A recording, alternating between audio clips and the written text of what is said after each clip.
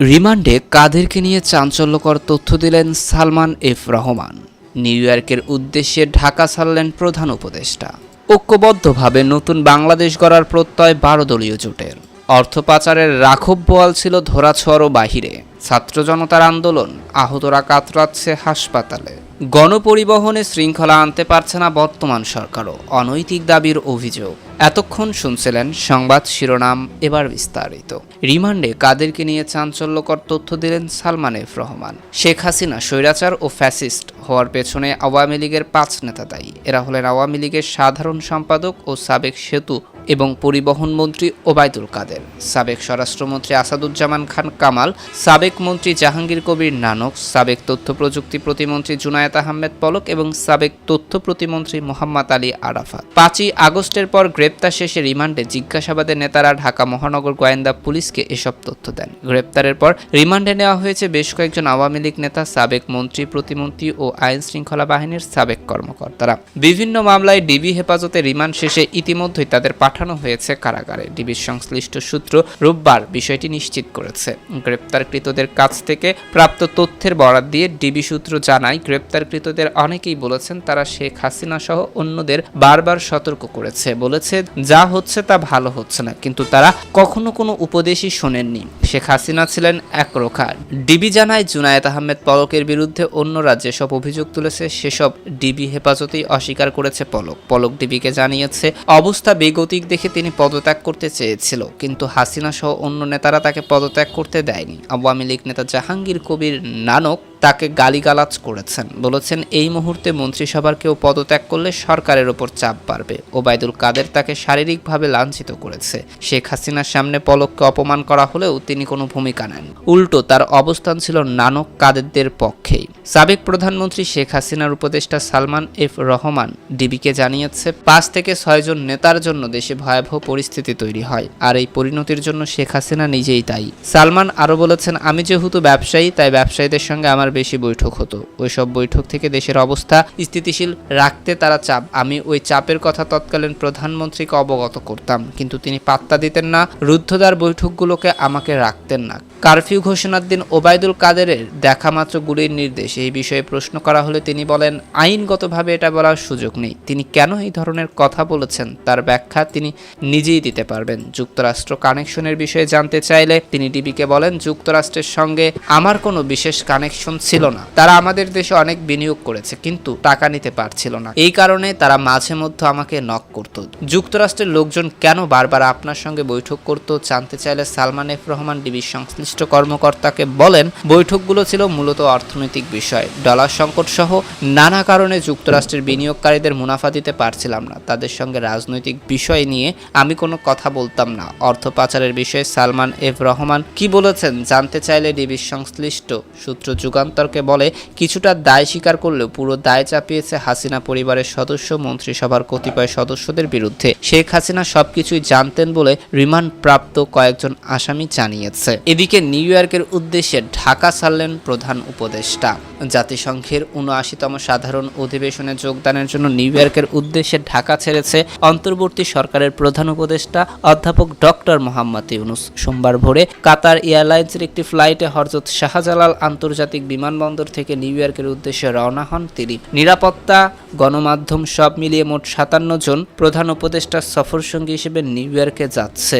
আগামী 27শে সেপ্টেম্বর উচ্চ পর্যায়ের সাধারণ বিতর্কে বক্তৃতা দেওয়ার কথা রয়েছে ডক্টর ইউনুসের। পররাষ্ট্র উপদেষ্টা তৌহিদ হোসেন শনিবার পররাষ্ট্র মন্ত্রণালয়ে 79তম জাতিসংঘ সাধারণ পরিষদের অধিবেশনে বাংলাদেশের অংশগ্রহণ সংক্রান্ত মিডিয়া ব্রিফিংয়ে এই কথা জানান। জাতিসংঘের অধিবেশনের ফাঁকে ডক্টর ইউনুসের সঙ্গে মার্কিন প্রেসিডেন্ট জো বাইডেন দ্বিপক্ষীয় বৈঠকে বসবেন। প্রেস ব্রিফিংয়ে পররাষ্ট্র উপদেষ্টা বলেন, তার বক্তৃতায় তিনি বাংলাদেশে গত 2 মাসে গণ অভ্যুত্থানের কথা তুলে ধরেন এবং একটি গণমুখী কল্যাণকর্মী ও জনস্বার্থমূলক রাষ্ট্রীয় ব্যবস্থা প্রতিষ্ঠার প্রতি তার অঙ্গীকার পুনরুল্লেখ করবেন বলে আশা করা হচ্ছে। তৌহিদ হোসেন বলেন, তার বক্তৃতায় তিনি বাংলাদেশে গত 2 মাসে গণ অভ্যুত্থানের কথা তুলে ধরবেন এবং একটি গণমুখী কল্যাণকর্মী ও জনস্বার্থমূলক রাষ্ট্রীয় ব্যবস্থা প্রতিষ্ঠার প্রতি তার অঙ্গীকার পুনরুল্লেখ করবেন বলে আশা করা হচ্ছে।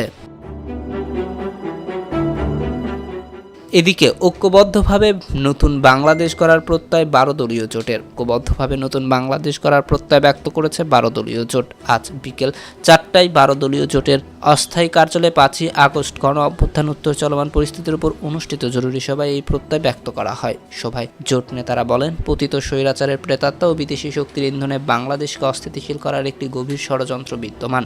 দুদিন আগে পার্বত্য জেলাগুলোতে যেই সহিংসতা হয়েছে তার দিকে ইঙ্গিত করে জোট নেতারা বলেন, যে কোনো মূল্যে ঐক্যবদ্ধভাবে এই অপশক্তির অপচেষ্টা রুখে দিতে হবে। এছাড়া দেশে শান্তি শৃঙ্খলা ফিরিয়ে আনতে অন্তর্বর্তী সরকারের নিষ্ক্রিয়তার সুযোগে একটি পক্ষ দেশে নৈরাজ্য সৃষ্টির চেষ্টা চালিয়ে যাচ্ছে। নেতারা অন্তর্বর্তীকালীন সরকারকে কঠোর হস্তে এই সকল নৈরাজ্যকারীকে দমন করার আহ্বান জানান। নেতারা দেশের ভেতরে লুকিয়ে থাকা আগস্ট বিপ্লবে গণহত্যাকারীদের অবিলম্বে গ্রেপ্তার করে আইনের আওতায় আনার জোর দাবি জানান। নেতারা মনে করেন, প্রশাসনের মধ্যে ঘাপটি মেরে লুকিয়ে থাকা পতিত স্বৈরাচারের দোসররা দেশকে অস্থিতিশীল করার ব্যাপারে সহায়ক ভূমিকা পালন করেছে।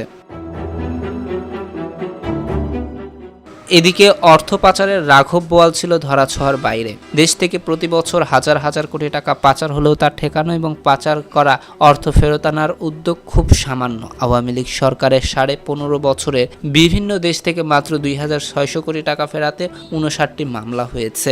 গত সরকারের আমলে প্রভাবশালী কিছু ব্যক্তির বিষয়ে বেশ আগে থেকে পাচারের সুনির্দিষ্ট তথ্য থাকলেও অনেক ক্ষেত্রে মামলা হয়েছে রাজনৈতিক বিবেচনায়। অনেক মামলার টার্গেট ছিল বিএনপির নেতারা। অবশ্য সরকার পরিবর্তনের পর সাবেক ভূমিমন্ত্রী সাইফুজ্জামান চৌধুরী, জাবেদ সহ সাবেক কয়েকজন এমপি মন্ত্রী এবং প্রভাবশালী কয়েকজন ব্যবসায়ীর বিরুদ্ধে সরব হয়েছে সরকারি বিভিন্ন সংস্থা। বিগত সরকারের সময়ে বিভিন্ন দেশের কাছে 75টি মিউচুয়াল লিগ্যাল অ্যাসিস্ট্যান্স রিকোয়েস্ট বা আইনি সহায়তার আবেদন করা হলেও একটিরও জবাব মেলেনি। বাংলাদেশ ফাইন্যান্সিয়াল ইন্টেলিজেন্স ইউনিট গত বছরের জানুয়ারিতে উচ্চ আদালতে অর্থ পাচার, উদ্ধার প্রক্রিয়া সহ বিভিন্ন বিষয় তুলে ধরে 49 পৃষ্ঠার একটি রিপোর্ট দাখিল করে। প্রতিবেদনের তথ্য অনুযায়ী বাংলাদেশ থেকে অর্থ পাচার করে নেওয়ার বিশেষ গন্তব্য যুক্তরাষ্ট্র, কানাডা, সিঙ্গাপুর ও সংযুক্ত আরব আমিরাত। এছাড়া সম্প্রতি সময়ে অনেকেই মালয়েশিয়ায় সেকেন্ড হোম প্রকল্প বিনিয়োগ করেছে। এদিকে হাসপাতালে কাতরাচ্ছে আহতরা।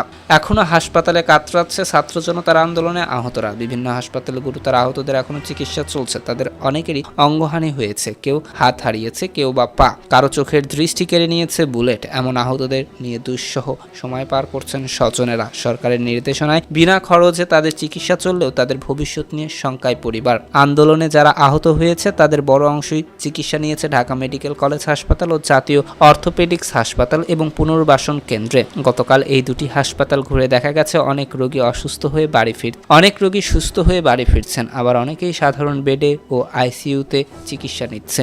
অনেকের অবস্থা গুরুতর, তারা বাঁচার লড়াই করছে। আন্দোলনে আহত হওয়ার কারণে চিকিৎসকেরা তাদেরকে আলাদাভাবে চিকিৎসার ব্যবস্থা করেছে। সরেজমিনে গতকাল ঢাকা মেডিকেল কলেজ হাসপাতালের পুরাতন বার্ন অ্যান্ড প্লাস্টিক সার্জারি হাসপাতালে গিয়ে দেখা যায় হাসপাতালের 3টি ওয়ার্ডে গুলিবিদ্ধ রোগীদের চিকিৎসার ব্যবস্থা করা হয়েছে। হাসপাতালটিতে জুলাই মাসের মাঝামাঝি সময় থেকে রোগী আসা শুরু করে। তাদের মধ্যে যাদের আঘাত গুরুতর ছিল না তারা প্রাথমিক চিকিৎসা নিয়ে বাড়ি ফিরেছে, আর যাদের শরীরে স্পর্শকাতর স্থানে বুলেট প্রবেশ করেছে এবং একাধিক বুলেট বিদ্ধ হয়েছে তারা এখনো চিকিৎসাধীন অবস্থায়।